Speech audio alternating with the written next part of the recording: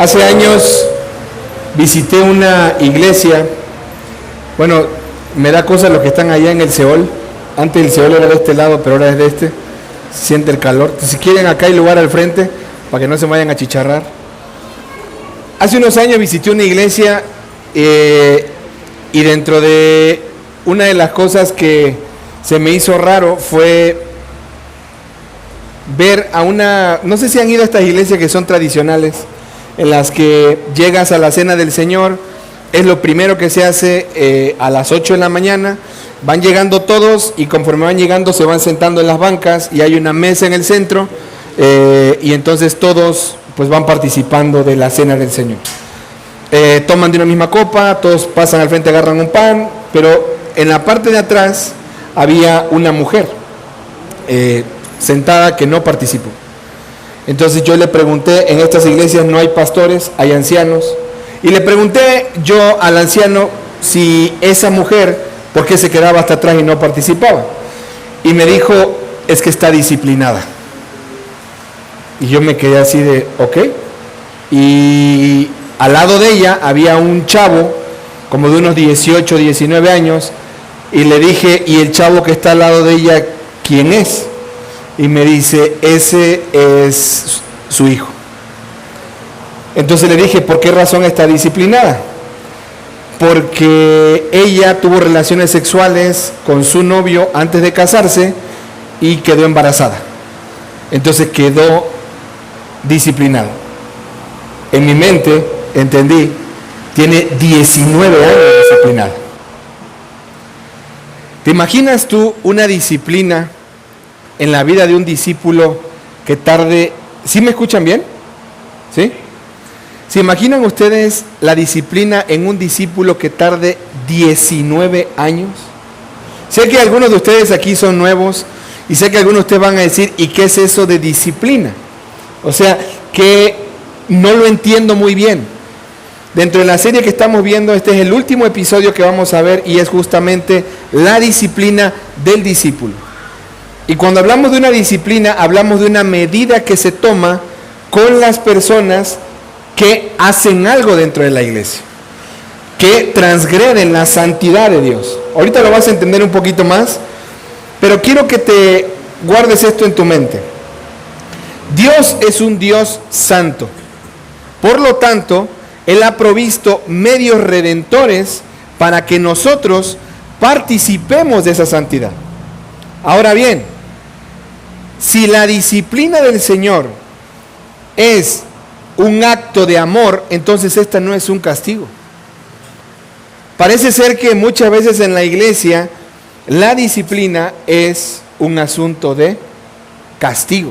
¿Han estado ustedes en algún proceso así? No sé cuántos de ustedes han recibido disciplina. No sé cuántos de ustedes.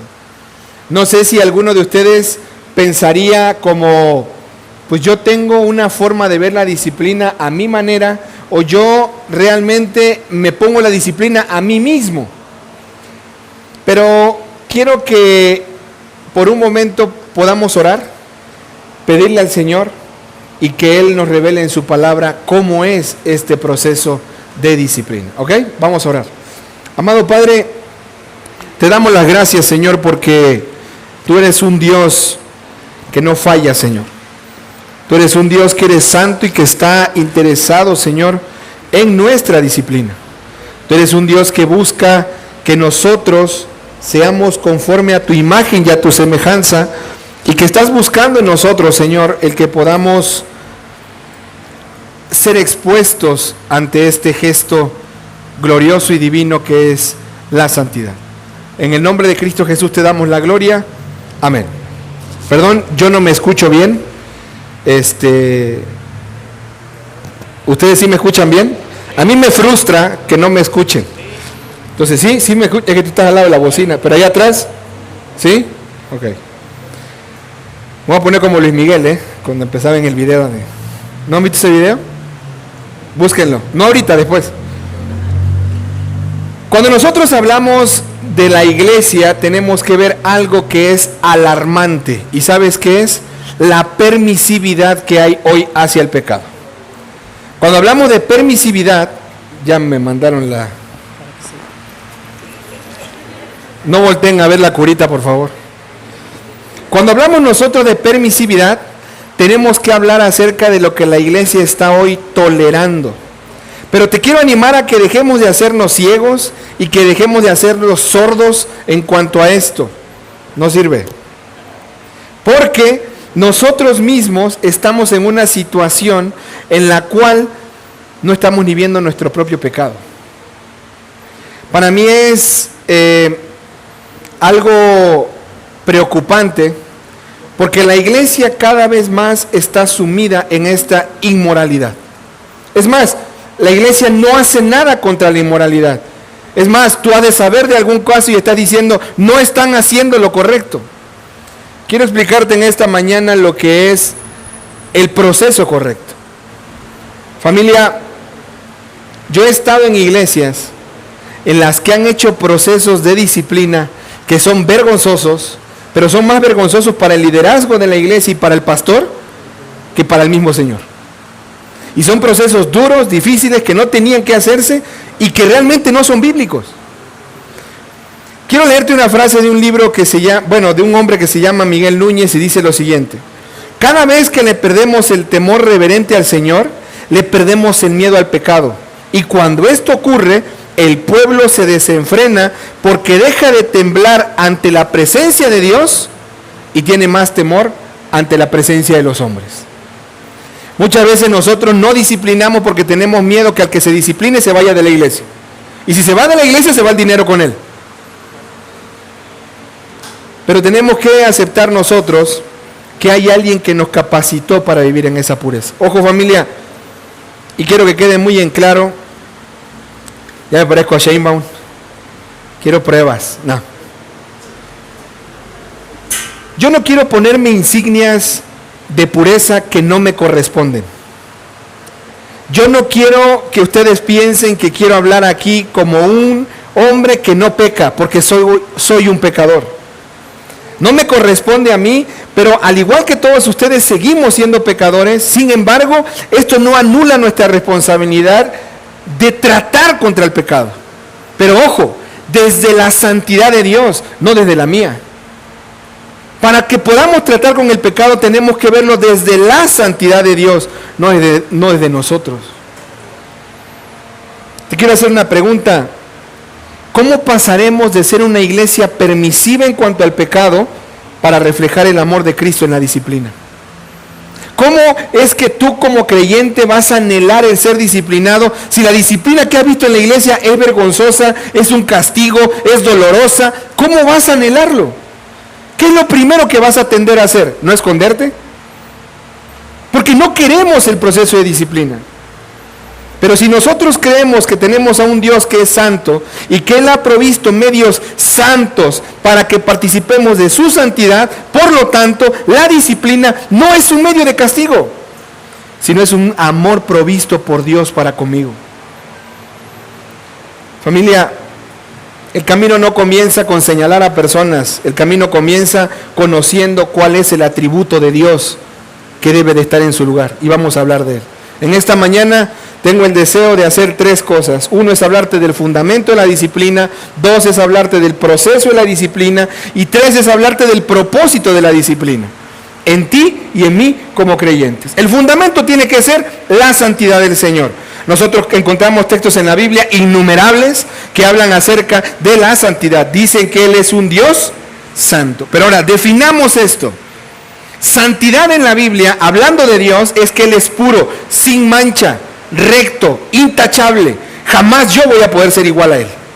Ese atributo no es mío, ese atributo es de Dios. Él es santo, puro, sin mancha. Él es una persona que no tiene contaminación, que no tiene pecado. Es más, los serafines en Isaías 6:3 dice, cuando estaban adorando, santo, santo, santo, es el Señor de los ejércitos. Los hebreos no tienen una palabra como el latino para decir santísimo. Usan 3 palabras para exagerar el concepto. Santo, santo, santo. O sea, es brutalmente santo. La santidad no es un atributo que esté aislado. Es por así decirlo, la perfección que sobresale y da lustre a todas las demás virtudes de Dios. Te voy a explicar esto. Es como si pensáramos en un atributo de atributos. Hay un teólogo puritano que se llama Stephen Charnock y él dice lo siguiente: el poder es la mano o el brazo de Dios. La omnisciencia es su ojo. La misericordia son sus entrañas. La eternidad es su duración. Pero la santidad es su belleza. Esta excelencia, dice él, es resaltada por encima de todas sus otras perfecciones y por tanto es la gloria de todos los demás atributos. Tal como la santidad es la gloria de la deidad, así también es la gloria de toda perfección en la deidad. Tal como su poder es la fuerza de sus atributos, asimismo su santidad es la belleza de sus atributos. Y de la manera en que todos estos atributos serían débiles sin su omnipotencia, así también faltaría belleza si no tuviera la santidad para adornarlos. Déjame explicarte esto. Si la santidad de Dios se manchara, todo el resto perdería su honor, de la misma manera que el mismo instante en el que el sol perdiera su poder, su luz, perdería su calor, su fuerza, su virtud y todo lo que es el sol. Así, de esa manera, si Dios pierde su santidad, se pierde todo. Es más, los atributos en la palabra de Dios tienen el adjetivo calificativo de santo. Por ejemplo, Dios es justo, ese es un atributo. Bueno, Salmos lo titula como su justicia es santa. ¿Dios es sabio? Sí, Salmos lo pone. Él es un Dios con una sabiduría santa. Su palabra es justa, es buena, sí. Y dice su palabra santa. Familia, la santidad de Dios debe de tomar su lugar en la iglesia. Pero no la tomes como un moralista, ni la tomes como un místico, ni la tomes como un fariseo. Ponla como es su hermosura, es su belleza. La santidad de Dios es algo que lo hace puro, incontaminado, limpio. Alguien anhelado por nosotros, es su belleza como tal. Cuando hablo de esto es porque el Salmo 27:4 nos invita: una cosa he demandado y esta buscaré, dice el salmista, estar todos los días en su presencia, que deleitándome en su hermosura. También dice el Salmo 110, versículo 3, que su santidad es como el esplendor en el amanecer del sol, que conforme va saliendo, nosotros nos vamos deleitando en él. Pero seamos sinceros, ¿tú te asombras y te maravillas de la santidad de Dios de manera creciente? Voy a explicarte esto. Un libro que por mucho tiempo manejamos, que se llama La vida centrada en el Evangelio, habla acerca de un diagrama en el cual, a mayor conocimiento de la santidad de Dios, hay un mayor conocimiento de mi naturaleza pecaminosa. Y entre más yo conozco que Dios es santo, más me veo pecador. Eso es lo natural. Pero hay algo que nos une y es el Evangelio. Pero ¿sabes algo? Hoy día la iglesia está perdiendo la capacidad de asombrarse ante esa santidad. Te voy a poner un ejemplo muy sencillo. Muchos de aquí saben manejar, creo yo, ¿no? O bueno, ¿aprendiste a manejar bicicleta? ¿Sí o no? Te voy a hablar de los dos casos. Cuando tú aprendiste a manejar un auto estándar, porque hoy ya muchos usan el automático, pero el estándar, ¿tú te acuerdas cuando te decían mete el clutch, mete primera, vas acelerando poquito y sacas poquito a poquito el clutch? ¿Te acuerdas de eso? ¿Qué hiciste? Todo lo contrario. Pisaste rápido el acelerador y sacaste rápido el clutch. ¿Y qué hizo el carro? Y te espantabas, soltabas todo y el carro se... Pero el día en que tú dominaste esa técnica y te diste cuenta cómo meter clutch, era un movimiento tan coordinado y tan exacto que te admiraba y decías, wow. ¿Y ahora qué sigue? Segunda. Metías segunda y wow. Metías tercera, wow. Cuarta, wow. R de rapidísimo, rompiste el carro. Esa capacidad de asombro de que hice una tarea que antes no podía hacer, luego se vuelve mecánica. Ahora te subes al carro, da vuelta la llave, mete clutch, mete primera, mete segunda, mete tercera y ya no te asombras. ¿Por qué? Es lo mismo que nos puede pasar cuando estamos ante el atributo de Dios, de su hermosura, de su santidad, cosa que los ángeles se cubren, los serafines con las 6 alas, cosa que Isaías dijo, este hombre de labios inmundo ha visto a Dios, esa santidad ante la cual le dijo a Moisés, quita el pie de tu calzado porque el lugar donde estás santo es, que cuando llego ante su palabra y es santa, eso se vuelve rutina. ¿Y dónde queda el fundamento de la disciplina del cristiano? En un lugar en el armario. Familia, nosotros hemos sido santificados por ese Dios, pero ten cuidado porque el peligro se acecha cuando esa santidad deja de maravillarnos, cuando perdemos el asombro por su pureza, nos volvemos tan vulnerables y nos convertimos en lo que Pablo dice, somos como el perro que vuelve al vómito y el cerdo que se vuelve al lodo. ¿Sabes por qué?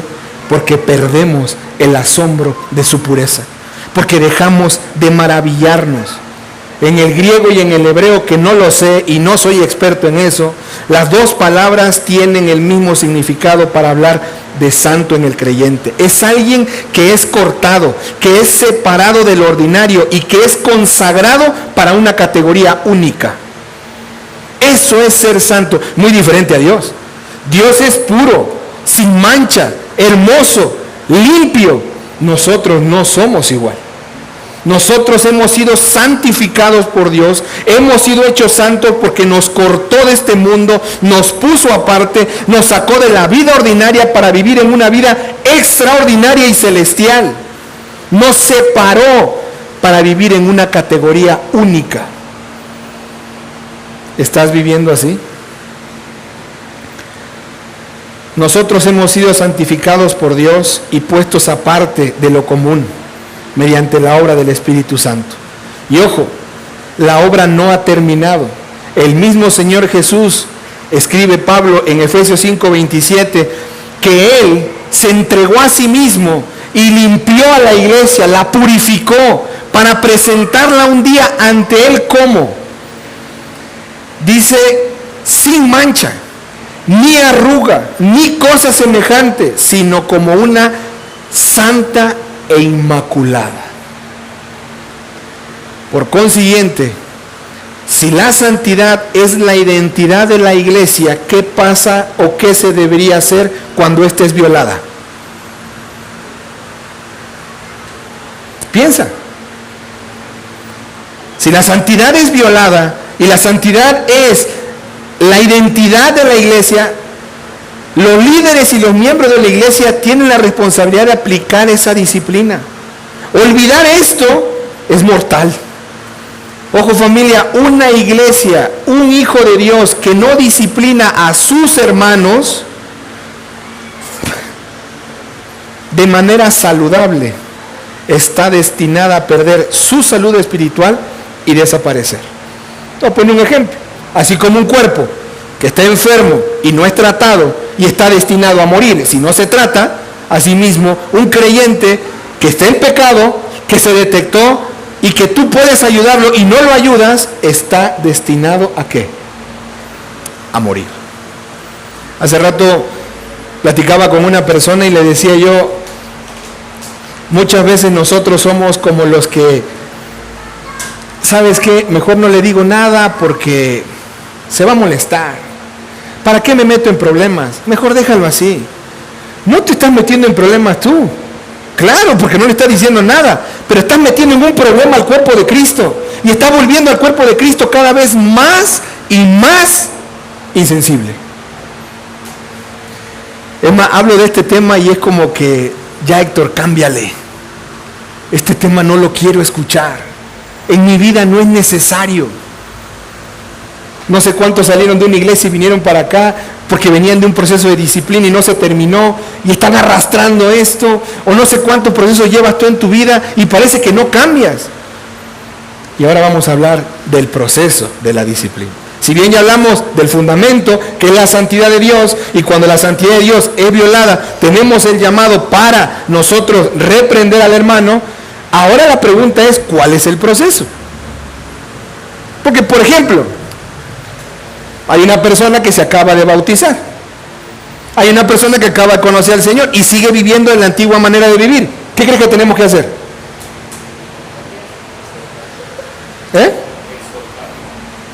¿Qué se tiene que hacer? Es una cuestión muy delicada. ¿Qué hacemos nosotros cuando alguien está pasando por una circunstancia y nosotros estamos viendo que está mal? ¿Qué hacemos? Vamos a ver qué dice el Señor Jesús en Mateo 18, por favor.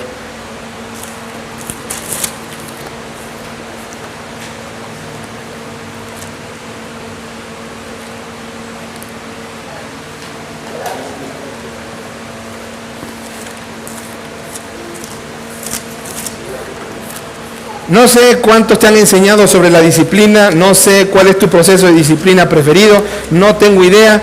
Yo te voy a hablar del que Jesús, nuestro Señor, instituyó en su palabra. Mateo capítulo 18, versículo 15 al 20.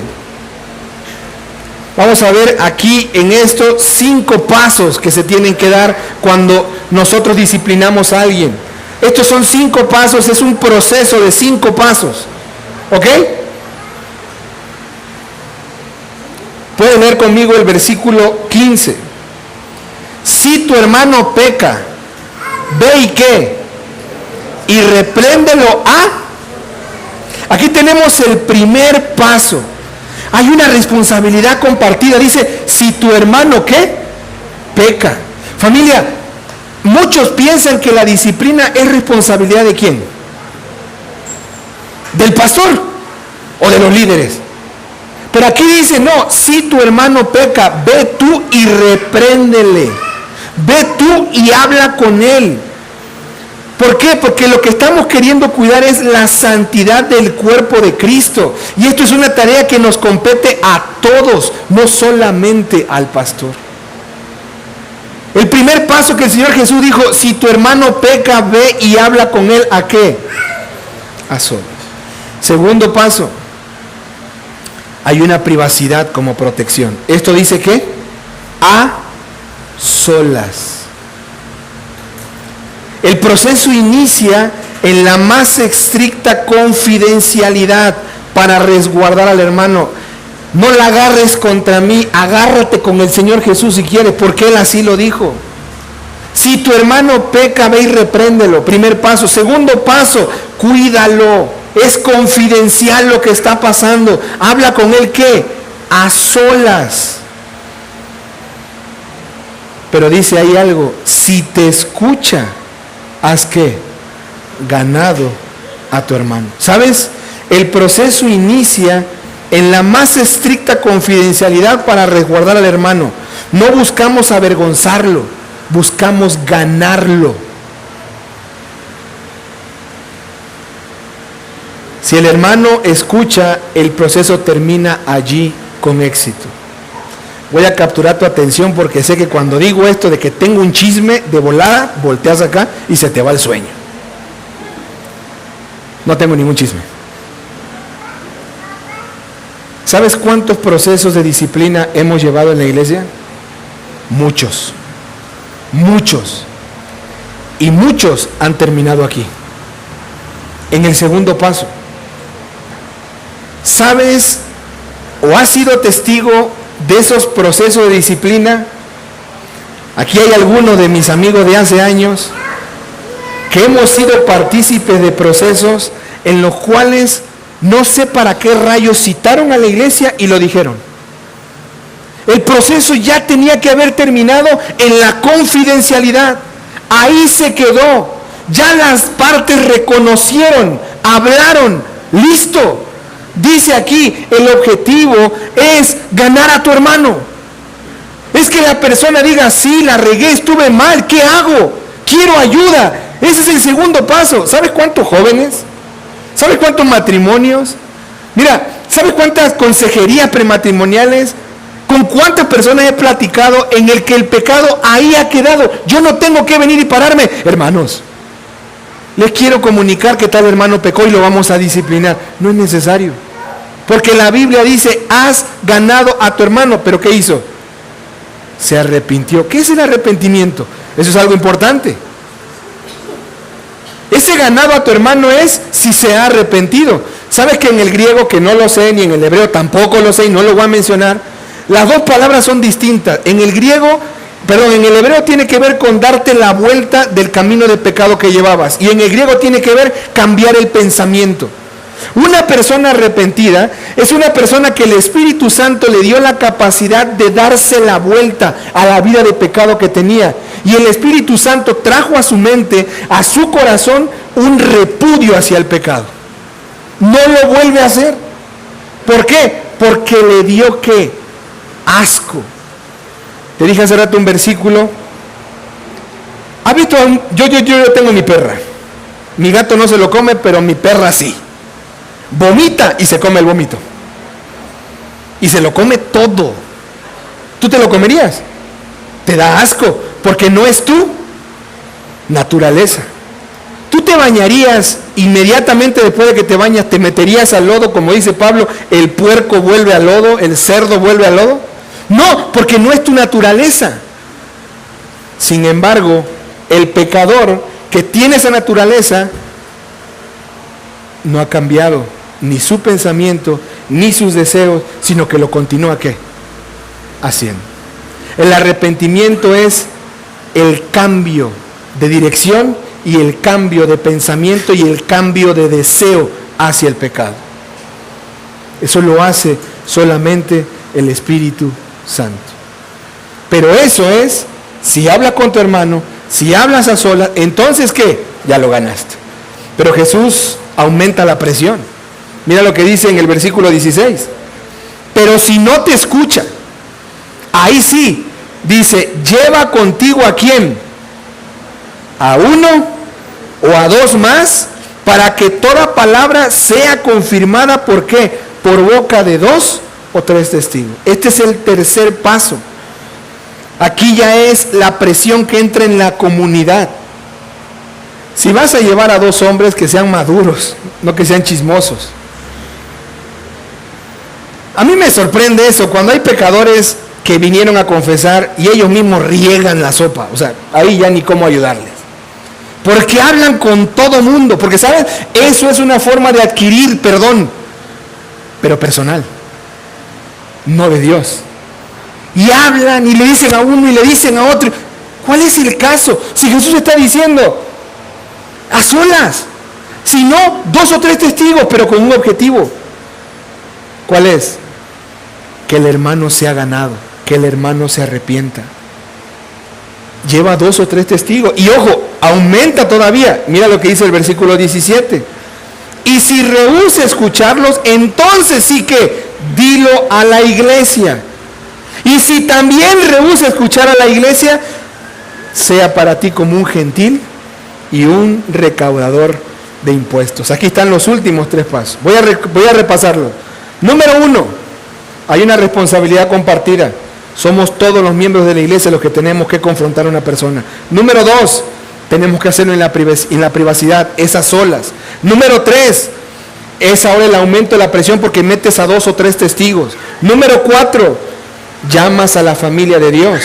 ¿Se lo dices a quién? A la iglesia. Ahora, a una pregunta. Y respóndela tú ahí. ¿Para qué se lo decimos a la iglesia?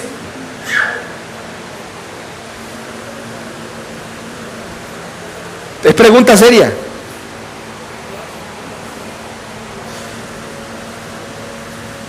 Porque he estado en proceso de disciplina en la iglesia, en que lo dicen a la iglesia, ¿y sabe qué hace la iglesia?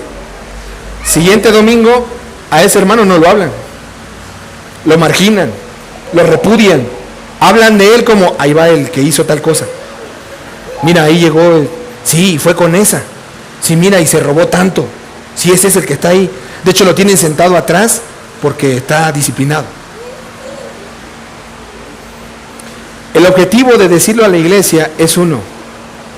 Es que la iglesia, como tiene el interés compartido, ahora lo va a invitar a comer, a estar con él, a platicar. Hermano, ¿por qué no quieres escuchar al Señor? porque no quieres doblegarte ante Él, porque no quieres pedirle perdón, porque no reconoces la falta que todos ya sabemos. En ese proceso de invitarlo, de decirlo a la iglesia, es para orar por Él, es para llevarlo en oración, es para tenerlo cerca, es para cuidarlo, es para acompañarlo, no es para destruirlo. Pero la cosa se pone muy intensa en lo último. Si éste rehúsa escuchar a todos, a ti, a los testigos, a la iglesia, entonces dice, tenlo por gentil y por publicano. En palabras de Pablo se escucha más duro.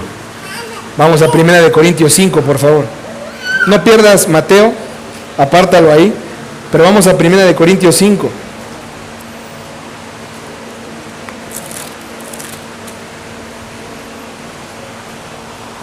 Mira lo que dice en el versículo 1.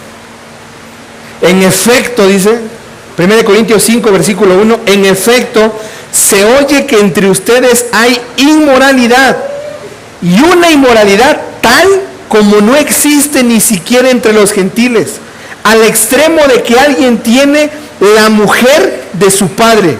Y ustedes se han vuelto arrogantes en lugar de haberse entristecido para que el que entre ustedes ha cometido tal acción fuera expulsado en medio de ustedes. Familia, ¿qué tenía que hacer la iglesia de Corinto? Hablar con él 1 a 1, luego hablar con 2 o 3 testigos, luego de ahí tenía que haberlo que llevado a la iglesia.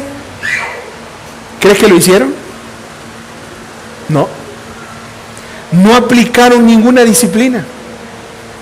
A tal punto que dice, se hubieran entristecido y hubieran tenido que expulsarlo de la iglesia.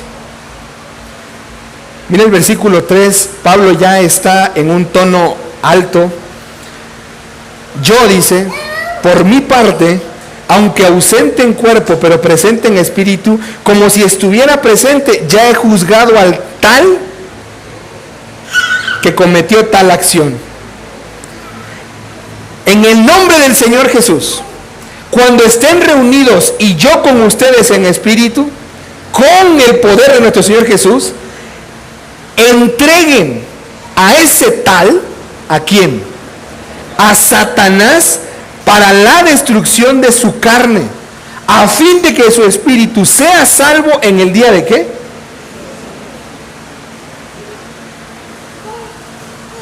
El proceso no es fácil. Doy gracias al Señor hasta ahorita que no me ha tocado a mí expulsar a alguien de la iglesia, que todo ha quedado en el segundo paso. Pero créanme que cuando exista una situación como esta, no vamos a temblar, aunque sean mis propios hijos, y esto es muy duro, porque cuando la santidad del Señor es violada, y esto es atentado, la misma iglesia es la que tiene que hacer algo. Restaurar al hermano y que llegue al arrepentimiento. Pero si esto no llega, es obvio que la persona no es salva. ¿Sabes por qué? Porque si rehúsa escuchar a la iglesia, se le debe expulsar y considerar como un incrédulo. No someterse a tal reprensión es una dolorosa evidencia de que en él no vive el Espíritu Santo.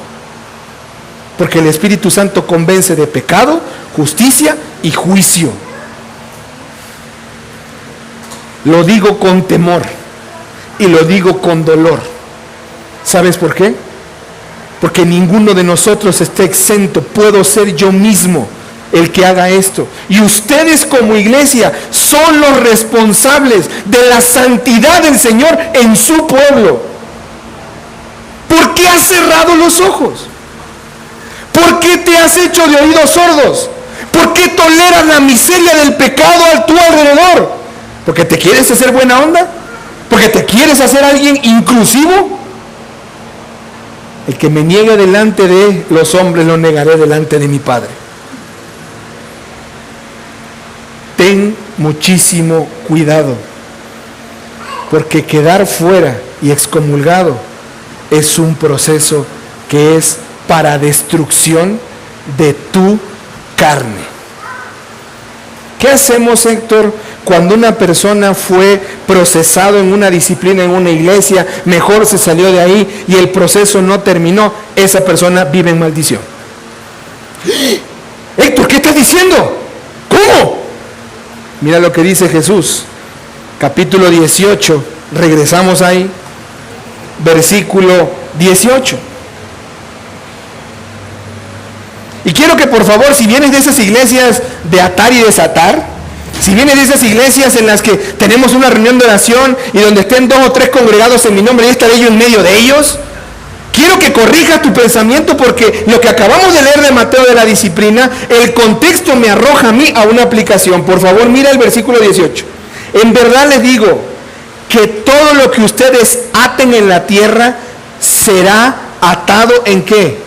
En el cielo. Y todo lo que desaten en la tierra será desatado en el cielo. Además les digo, si 2 de ustedes se ponen de acuerdo, los mismos 2 testigos de allá, los que fueron a hablar con él, si 2 se ponen de acuerdo sobre cualquier cosa que pidan aquí en la tierra, les será hecho por mi Padre que está ¿en dónde? En los cielos.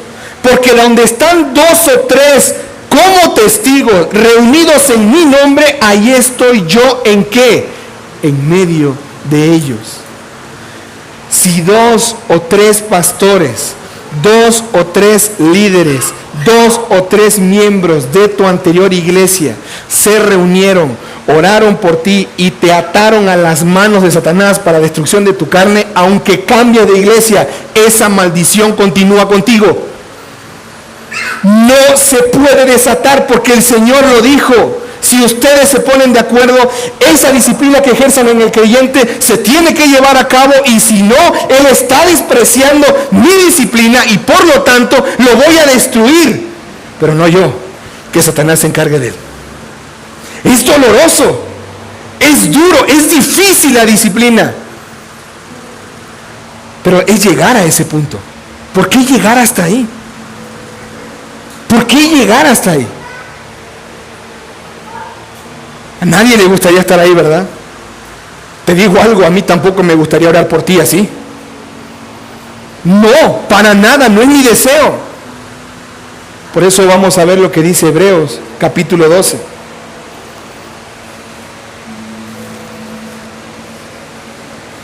Familia, la iglesia no castiga al hermano para que pague por sus faltas. Esa deuda ya fue saldada por Cristo Jesús en la cruz. La disciplina busca reflejar el orden que hay. Por eso vamos a ver cuál es el orden de la disciplina. Cuál es el propósito de la disciplina. ¿Estás conmigo en Hebreos capítulo 12, versículo 5? Si estás ahí, espérame, porque yo por hablar me retrasé.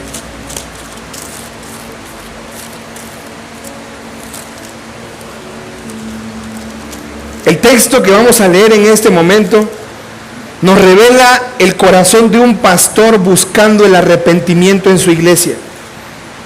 Aquí se desarma por completo la medida de que la disciplina es una medida de ira y de rechazo de parte de Dios. Al contrario, no es así. Mira por favor lo que dice Hebreos capítulo 12, versículo 5. Además, han olvidado la exhortación que como a hijos se les dirige. Hijo mío, no tengas en poco la disciplina del Señor, ni te desanimes al ser reprendido por Él, porque el Señor al que ama, disciplina, y azota a todo el que recibe por hijo. Es para su corrección que sufren. Dios los trata como a hijos, porque ¿qué hijo hay a quien su padre no discipline? Pero si están sin disciplina, de la cual todos han sido hechos participantes, entonces son hijos ilegítimos y no son hijos verdaderos. Además, tuvimos padres terrenales para disciplinarnos y los respetábamos. ¿Con cuánta más razón no estaremos sujetos al Padre de nuestros espíritus y viviremos? Porque ellos, nuestros padres, por pocos días nos disciplinaban como les parecía, pero Él, el Padre Celestial, nos disciplina para nuestro bien, para que participemos de su santidad. Familia, la Escritura lo afirma.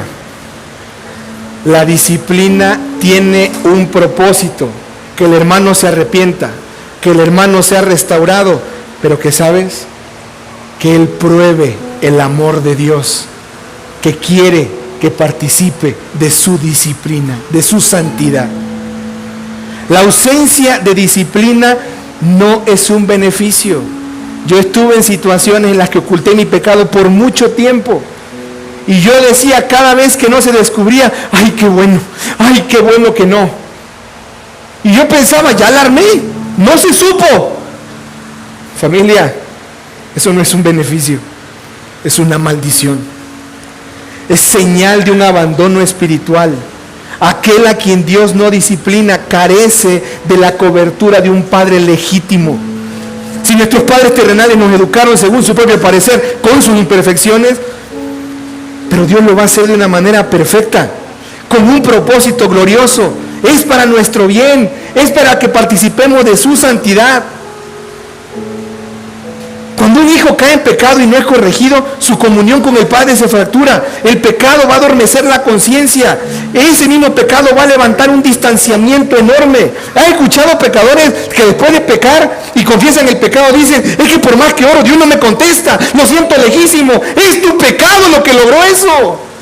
Es el pecado el que te distanció de Dios. No es el Señor. El Señor está cerca. La disciplina es la herramienta que Dios usa, porque es amorosa, para despertarnos, para romper nuestro orgullo, para restaurar la intimidad que perdimos con Él.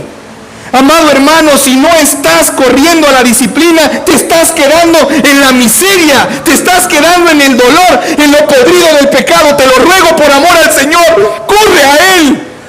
No continúes ahí. Te está mintiendo el pecado, no es lo que Él quiere para ti. Amado, el Señor lo dice, te amo, eres mi hijo, quiero que participes conmigo de mi belleza. Quiero que vivas como el hijo cortado del ordinario y vivas en eso extraordinario.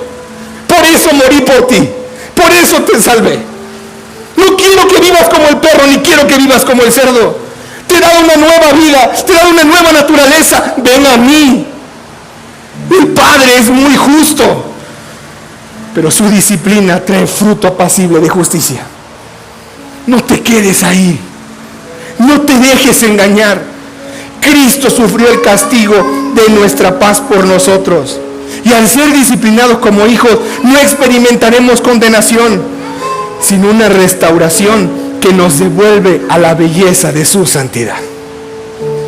Ven a Cristo. Ven al Padre. Saca tu pecado. No puedes continuar. Dos aplicaciones.